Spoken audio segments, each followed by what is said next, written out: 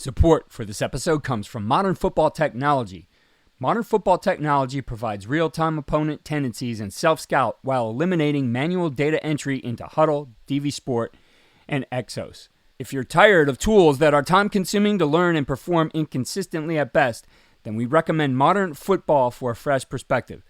Schedule a demo today at teammofo.com to see a battle-tested tool that's proven to perform and deliver value.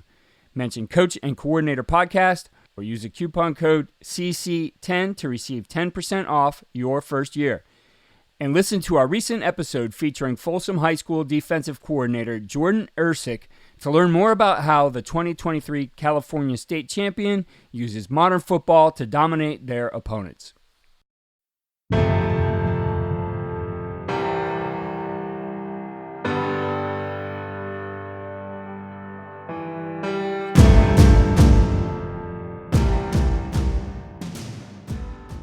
No question, you're helping those young guys develop. And two, it's like, as humans, we all want to be loved. I don't care what anybody says. And when you're one of those guys, those developmental guys, and you're getting up for the early morning lift, you're going through that grind, I got to go do scout team and all that. And they do a great job. They accept their roles. That's part of being on the team. But this also allows you to take that time as a coach without sacrificing for the game plan or for that opponent that week and put it into that player that might not be ready for, a year or two down the road, whatever. And I don't care. I've coached Division III football. I've coached Division I. When you're in these smaller levels, the retention, and the more you can keep these guys around, your chances of winning go up when you got seniors and juniors out on that football field. So if you can keep these guys around and have them ready, it'll benefit you in the end. Billy Riebock is the offensive coordinator at Midwestern State in Texas. He's coached at all levels of college football, gaining valuable experience from the coaches he's worked with. Today he shares how he utilizes data in the offseason to help determine what the offense will look like for the coming season, and he goes into detail about how they utilize technology to create a better workflow and better teaching for their players. What you see on tape is a direct reflection of what you teach and how you teach. Video is important, but if you don't teach well, you're not going to like what you see on your video. First Down Playbook has been helping coaches teach better for 13 years. It allows you to present installs, playbooks, and practice cards in half the time with NFL quality. Coaching tools like video pairing, a player app, practice schedules, and wristband sheets have made First Down Playbook a program management system with everything in one place. If you're in a position of leadership with your football program, receive a free 1-week look at First Down Playbook. Call them at 512-814-6158 or visit them on their website or social media. Mention Coach and Coordinator Podcast or use the coupon code COACH24 to receive a $100 discount off the normal $700 First Down Playbook team membership price. Links and the phone number are in the show notes. On today's podcast, we're focused on prepping the quarterback throughout the week, using analytics to do that to better understand the data for your practice plan and game plan, and using technology to most efficiently teach your players. And joining me to discuss that is the offensive coordinator at Midwestern State, Billy Riebock. Coach, it's great to have you here on the podcast. Keith, appreciate you having me on. And on behalf of all the coaches out there, I want to thank you for all you do for this profession. And I can tell you your podcast is a huge listen while on the road recruiting or even during the office hours. It's great. I appreciate that. And I think this is a great topic today. And while we are focused on quarterbacks, I think there's a framework we're talking about here that really applies to all positions. Do you agree?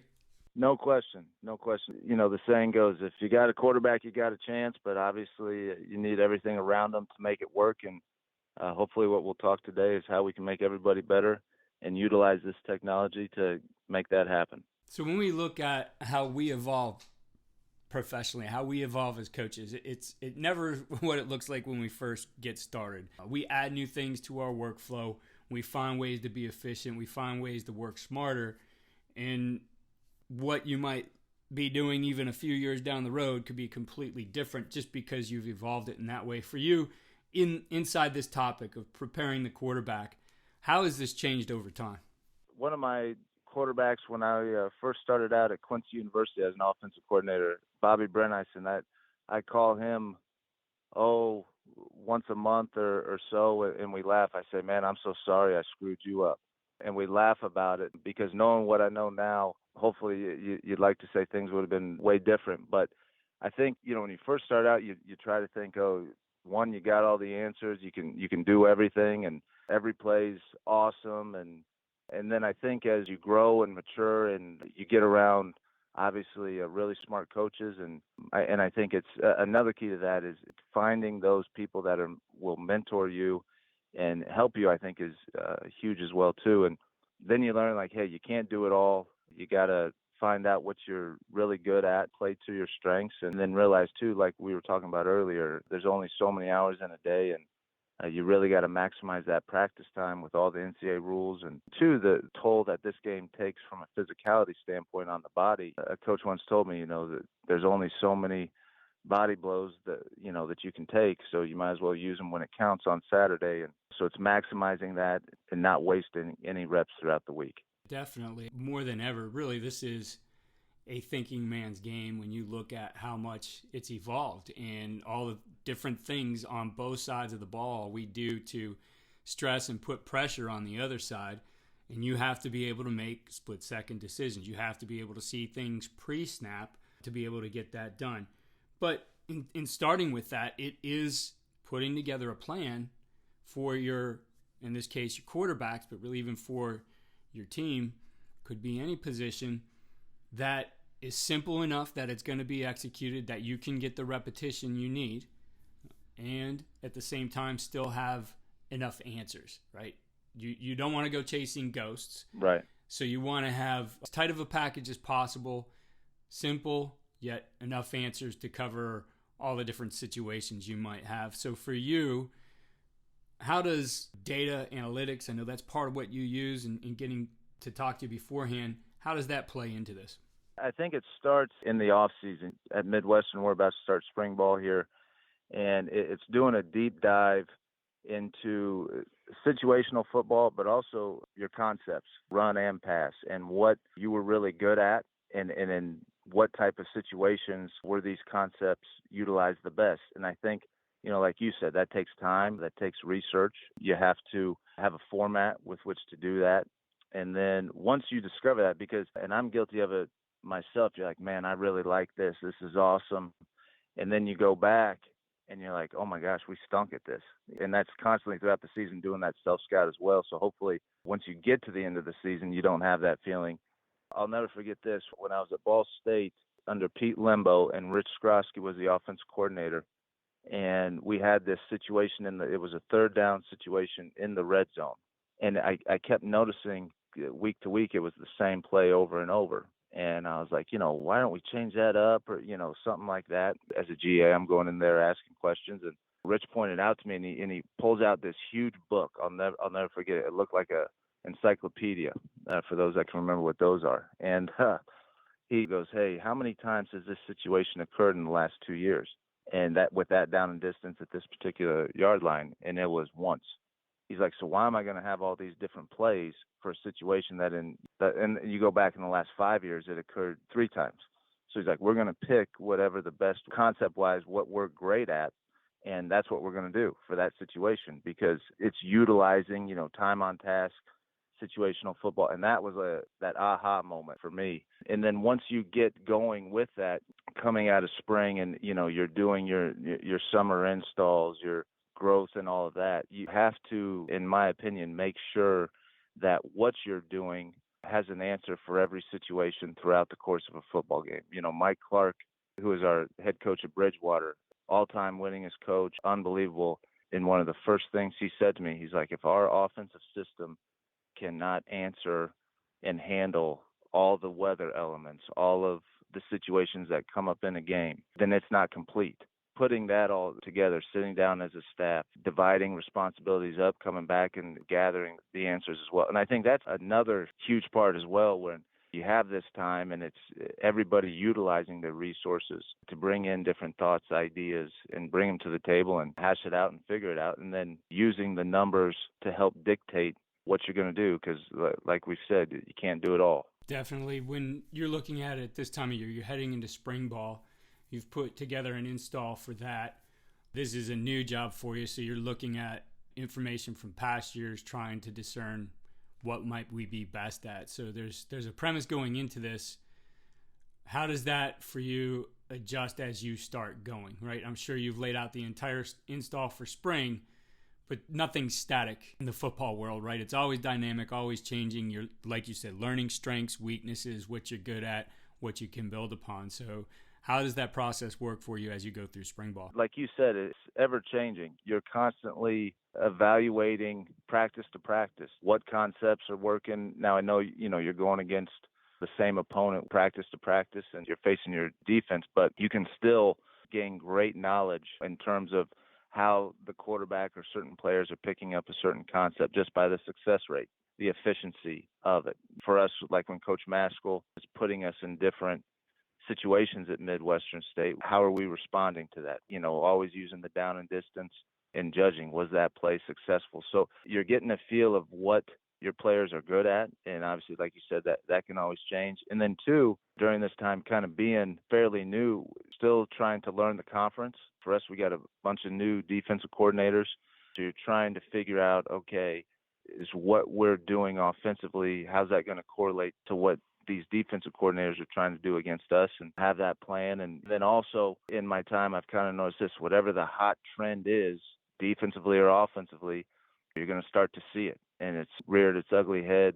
Like just this past year when I was at A&M Commerce, you started to see creeping in that Iowa State 3 down, what they're trying to do. You're starting to see way more 5 down, at least we did in the Southland. So things like that, you're constantly studying and figuring out and making sure your scheme is fit to attack that. I can think back to, as you were saying, it reminded me of high school days when things were different then. There was not everything on the internet that you could go and grab and learn from. Like you literally, we would always do this. Like if we're at the same clinic as an opponent, what clinics were they sitting in? We wanted to know what ideas they were taking away that we might see, because that's what it used to be limited to, really. I mean, you might go buy some DVDs or a book, but like primarily, like you were picking up things at clinics, and we would pay attention to that. So it is a process though, trying to figure out what might we see this year, what are the trends, right? And still, you can gather some of that information. You still see all the clinic lineups that are out there. You still now start to see, okay, what are people putting out there? What's being studied? What has the most attention? I mean, I pay attention to those trends all the time just in the work that I do right now. Right. So there are some ways to figure out, hey, we need to, regardless of what we've seen so far, we need to think about how we might face these different types of things. Like you said, an example you gave, the Iowa State. Right. We're creatures of habit, right? And if you see somebody else having a lot of success doing something, it's going to make you investigate it and research it. And you got to figure out too, and that's not to say that you don't do it, but you got to figure out how it can adapt to what you're doing and stay true to your identity and beliefs. And, more importantly, can your kids do it successfully? Because it doesn't matter how good it looks on paper or in that clinic or Visio, whatever. If Billy and Johnny and Timmy aren't executing it, we're all in trouble. As coaches, we know that some of the biggest hurdles to our team's success can come from off the field. Your team needs support to tackle the endless list of expenses, uniforms, training equipment, travel, and more. But raising that money can feel like a full-time job. Thankfully, there's Vertical Raise. Vertical Raise is the premier online fundraising platform using innovative technology to create the easiest and most efficient system available. Raise more money in less time with a local fundraising coach who works with your team every step of the way to customize the ideal fundraiser. With options for online donations, digital discount cards, premium product sales, and even spirit shops, Vertical Raise has top-of-the-line solutions for every fundraising style. To find out more, visit verticalraise.com and we'll get you connected with an exclusive offer on your first fundraiser. And I think that's a good shift in the conversation to that player development side of it. And again, for our purposes, focusing on the quarterback, I know you like the feedback. You want to understand not only what you're seeing on film, but what you're able to see these guys are learning from the classroom. So Google Docs, quizzes, those things are part of what you use. Talk to us about those different methodologies and tools that you use. The main thing with utilizing the technology that I'm bringing up is predominantly it's free. And when you're at some of these smaller level programs, you got to utilize your resources to the best of your ability. So the thing with Google Docs is, everybody has it, and we can send out these interactive quizzes, so to speak, straight to their phones by using like the Go Army Edge technology to create like a 3D play. You can put it against a defense on air. It could be as simple as name this formation, or we can talk, hey, where would the point be in this particular defensive look when we're running this particular play? You go down the line, and we try to keep ours, 5 to 10 minutes where they can do it as they're walking to class. And then it provides us, then that self-populates. We get instant feedback into what they're doing. And the main thing is you got to get your players to believe too, hey, answer it honestly. This isn't a group, because I want to know, hey, if my quarterback is really struggling in this particular look, or in this case question, then I know when in our limited amount of meeting time, this is what I really need to focus on. I hate being inefficient. I hate wasting time. I hate people wasting my time. So this allows us to eliminate that, and we can best utilize our time to maximize our results. And then two, you get this especially from young players. Yes, sir, yes, sir, yes, sir, yes, sir. They just yes you to death. And then you get out on that field in front of the boss, and things might not be going as great as, you thought they were going to be coming out of that meeting, right? Well, now they feel more comfortable. They can get that through to you in a different way, that, hey, they might need help in this particular area, because it's going to show up on the quiz. And then in utilizing the Army Edge as well from a playbook, because, I used to be, in our progression of installing, you'd get it on a paper copy, then you'd have a video clip, and then you'd go through a walkthrough. Then you would have your individual relative to that install. Then you'd have your group. Then you'd have your team, and then you would, watch it. And that would kind of be the progression of install. Well, now, utilizing not only the quizzes, but also the Army Edge technology, we're putting that up right after the paper copy. So they're getting that interactive experience. I think the more you can get in this day and age, these players to interact and get up and move and have to speak. And from a quarterback perspective, like, we'll use it where that technology is up there, and then they're seeing the defense and they're having to, call out the point, hey, what's the check here? And they're getting comfortable using their voice, because a lot of times these quarterbacks, I'll never forget this. We used to huddle a little bit, and having them read a play from the wristband, like, that was an art, and we had to practice that. And this Army Edge allowed us to do that. So it can be utilized a lot of different ways, I can tell you that. Well, and I think as you're talking about it, one of the unique things about this versus utilizing film is they're in their perspective of what it looks like for them on the field. Right. They never see a press box view. End zone view is good for a lot of things, and certainly can train some guys, but also it's still a little bit limited in what you're seeing there. And now you're in a perspective that you could put that camera very easily right into where their helmet is, so that these guys can see the entire defense with whatever, like you said, using it to the mic point. Maybe you're looking for coverage indicators, all those kinds of things that really help them in the process mentally, gives them those extra reps, right? That's such a key to doing this, is now that we have technology that gives them a different perspective than the different ones we were giving them with the game film.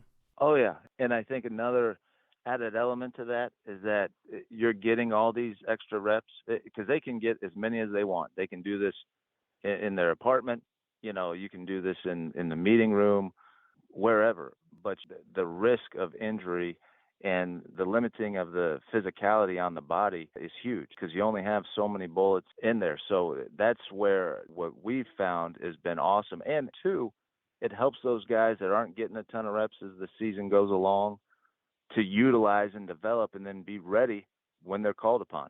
The thing about it too, and Caleb Collins brought this up, outside linebacker coach at Baylor, about that this is just a mouse click to reset. So, the efficiency of trying to get a scout team out there, usually you're going through a walkthrough, you're using your own guys, which means they're not learning, they're serving the offense. No doubt, right. That's all eliminated.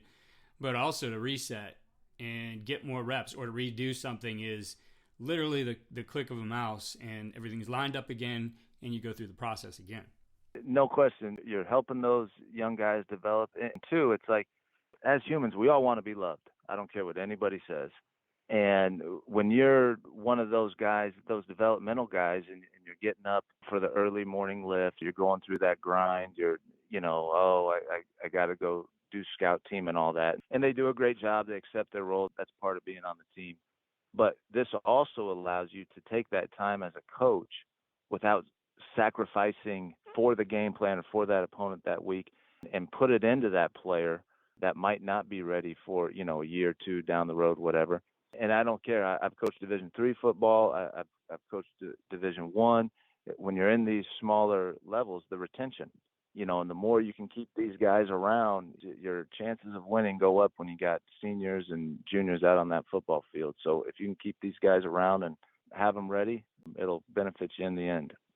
Yeah, definitely. It's a culture builder. When I can take the technology and remove these guys from just serving the team and actually they're learning as well, that just helps people feel much more part of what is going on. Right. That they feel like, hey, I know I'm not playing yet, but you're developing me too. Exactly. And at Commerce this past season, I can tell you, our last two games, I was starting a wide receiver at quarterback. And that was not by plan. I can tell you that. So that's where that Go Army Edge, all that technology and the development really came into play, and unfortunately was needed. Yeah, I know a big part of the advancement of that Go Army Edge technology, and I remember back when we first started using it, it was literally Google Cardboard, right? The little cardboard. Okay. Yeah, you would slide your iPhone or your phone into, and I mean, it was very primitive. But now the Oculus, which is very affordable. I don't think they did have stuff like it at the time. It didn't incorporate it, but it was also very expensive. I know I bought my son one, I don't know, around $300 for. He uses it as a baseball player. Okay. And I put it on, and I'm looking at the program he's using to take actual at bats against a pitcher. It's like, oh my God, that's incredible, right? And you now can use this technology to develop your quarterbacks, use it with offensive line, running backs, really any position. For you, with your quarterbacks, I know you mentioned you use the Oculus, so what parts of the game plan or preparation or development are you using this for? So when we game plan, our whole game plan is transferred into Go Army Edge. So then the kids have it in that 3D version. And, and that's another thing you talk about, hey, what we're doing. So you're developing that 3D playbook right now. So then you can just grab and pull as the season gets there, and you make adjustments and so on and so forth. So it might sound time consuming, but it really isn't. So then once they get that 3D form, then we'll take that opponent's defense and we'll incorporate that, and then we'll introduce it to them. It's that whole part whole theory. We'll break it down situation like, okay, here's all our third down in this particular distance calls, and this is what they've shown, and we'll give them those looks. So not only are they getting that at practice, they're getting that throughout the week. And we like to stay, obviously, with our quarterbacks and other positions as well, try to get it to them a day ahead so then they can experience it and we can go through it and answer any questions. Hey, any problems that might come up, suggestions, or hey, coach, why are you thinking this? To try to eliminate that uncertainty. That's mainly from the quarterback perspective, giving it to them in situations in that regard. And then with the O-lineman, we use it a ton with blitz pickup, seeing the different movements and all that. I think that is awesome. Running backs as well. Wide receivers, kind of like you gave me some great ideas how to use it better in terms of seeing that holy trinity, the apex, the corner, safety, how we release and leverage a corners, things like that. But I think no matter what position you play out on the football field, it can be utilized. It just makes things so more efficient. And also, I'll tell you this, it brings up in my opinion, more discussion than maybe there would be, because now the kids have time to digest all the information and be like, oh, okay, well, coach, I'm seeing this, let's talk. And a lot of times they could have some great ideas that just make things better and more efficient in that regard. Yeah, when you look at the technology, what you do is you can create, you take what you put in the playbook, and then you can create reps. And what I love about it, it literally is like copy paste function once you have it in. Yes. You know, you can create a duplicate, change a few lines, because you're seeing a different coverage, defense, rotation, whatever it is. Very efficient to do that. But then you essentially can set up drills, or in this case, these guys can go through all these different plays. And I think, you look at, again, what time you have, meeting time, whatever, maybe you're spending 15 minutes with your backup quarterback. The beauty of the Oculus is you can also project that to your TV, your screen, to see what they're looking at, right? And really evaluate were your eyes in the right place, right? Now you're starting to see some of those things too.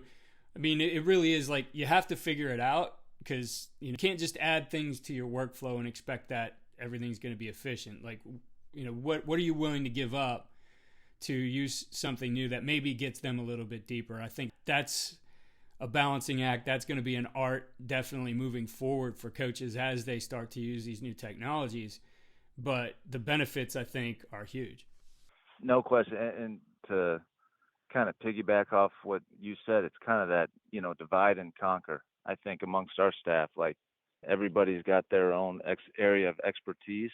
And then once you find that expert, so to speak, then they can kind of teach everybody else, get everybody on the same page, because those questions are going to arise. I mean, I'm telling you, I'm no Steve Jobs, but you learn quickly and you can figure it out. And that's the beauty of something like Go Army, is that technology. It's, even when you mess up, you can still be right. And it's not like you have to start back at ground zero. That's the beauty of it for me, is that you're constantly able to start from a certain level and keep going. For sure. I know I've spent a lot of time on the podcast talking to coaches about situational awareness, beyond our normal situations. There's a lot of these things that come up in games that are rare. Admittedly, I think most of them happen on special teams, but we'll also have some of those things on offense. And you think about, where do I get extra reps for this? How do I prepare my guys? That is really a recognition thing, and understanding that here's the situation, or here's what could happen, that we handle it that way. I've talked, I think it was Steve Hauser and Teach Tape series we did about using walkthroughs throughout the year to do it. But now when you're teaching, especially here in spring, those can be installed. Those could be reviewed weekly, whatever they might be. We have a whole list of them. I'll link Dan Swanstrom's. He went over offense, defense, and special teams and some of the things he did. But now it's looking at those things that I don't have the extra reps for. Or we were talking about in blitz pickup as an example. Maybe they showed a certain pressure a couple times. If they did, it would be problematic. How much do I work during the week against maybe something I only saw 2 times? Well, I'm going to steal the time over here with the technology. Right. That's, I can't say it any better than that. And I think for us, look at, the situation like a last play series. Hey, so much time left from this yard line, from this yard, and we rep it and do all that stuff throughout the week. But I think I'll be honest, we can't get everybody in on that, 1s, 2s, sometimes 3s, whatever. So this allows us that Go Army edge with that technology to get that done, just like you said with the blitz pickups. So then, like, how often are we going to get up there and work Hail Mary lateral? You know what I mean? Right. Things like that. So you still got to be prepared, because those things can come up, and this just, like I said, allows you to get that done without wasting time, so to speak. Well, Coach, to wrap up, we've talked a lot of the different technology, how those can be used, but let's put it within a framework of a game week. So thinking through, you doing your game planning, the data, the analytics, the technology that you use to prepare your players, in addition to practice, What does that week look like for you in terms of the technology used to prepare your players? We'll utilize that really starting Sunday night. Players are off. They'll get those quizzes sent from the game plan and with the various kind of odd looks that we have to address for that upcoming opponent. And then, Monday, let me put it like this. Monday through Friday, our players will have Google Doc quizzes sent out. So they're getting those every day. And then in terms of their access to Go Army Edge 3D cut-ups, we'll start obviously with our open field script for Monday's practice where they'll have that and they can visually see that against defense, followed by a live clip. And then from there, as we get into Tuesday, Wednesday, you're looking red zone, third down situations, blitz pickup every day, utilizing that. And that technology is showing that day in and day out. And it's coming in, and they're getting that throughout different parts of the day. So like if, we're doing third down on a Wednesday, they'll get that script with the drawings in a 3D form with video sometime early morning. So then they have that and they can review it. So they're not seeing it for the first time in a meeting and then out on the practice field. So that's kind of how it goes situationally in that regard. And then when you get to Thursday, it's kind of like I was a big believer. I did a lot better on open book tests than closed. So when we get to Thursday, we're taking all those cut-ups and kind of having that ultimate review and rocking and rolling and doing that on Friday as well to prepare us to hopefully have great success on Saturday.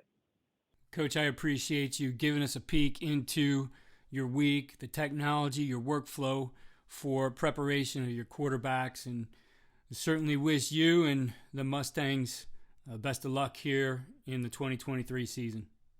Keith, thank you so much. Appreciate you having us on. And again, thank you for all you do. It's a heck of a tool that you got going here, and one that I can tell you is utilized by many. Here's today's winning edge, some takeaways and ideas for implementation. 1. Coach Riebock's story about asking Coach Skrosky why they don't change up plays in a certain situation made me recall what I've learned in the past. Know how much you need by utilizing and studying the data of your past seasons. I highly recommend Brian Billick's book, Developing an Offensive Game Plan. He lays out step by step what the process is for determining how much offense you need. In the book he writes, regardless of what type of team you coach, high school, college, or youth, you must think on 3 levels: yearly, weekly, and game day.